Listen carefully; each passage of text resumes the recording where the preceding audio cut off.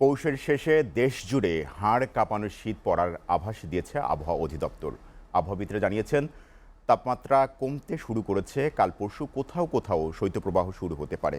আজও অনেক জায়গায় দেখা মেলেনি সূর্যের। কুয়াশার সঙ্গে ছিল শীতের হিমেল হাওয়া। এতে বিপাকে পড়েছেন নিম্ন আয়ের খেটে খাওয়া মানুষ।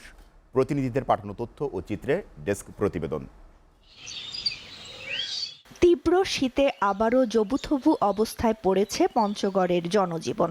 সকাল পর্যন্ত বৃষ্টির ফোঁটার মতো ঝরে পড়া কুয়াশা আর হিমশীতল বাতাসে আজও দুর্ভোগ পোহাচ্ছে জেলার সাধারণ মানুষ। পৌষের শুরু থেকে জেলায় মৃদু শৈত্যপ্রবাহ বয়ে যাচ্ছে। তেঁতুলিয়ায় সকাল 6টায় 9.5 ডিগ্রি সেলসিয়াস তাপমাত্রা রেকর্ড করা হয়েছে।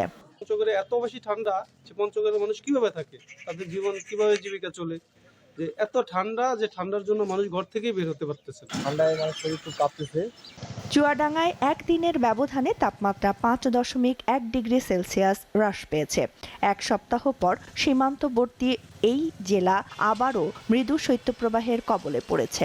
হালকা কুয়াশার সঙ্গে শীতল বাতাস যোগ হওয়ায় বিপর্যস্ত হয়ে পড়েছে জনজীবন। জেলায় সর্বনিম্ন তাপমাত্রা রেকর্ড করা হয়েছে 9.4 ডিগ্রি সেলসিয়াস।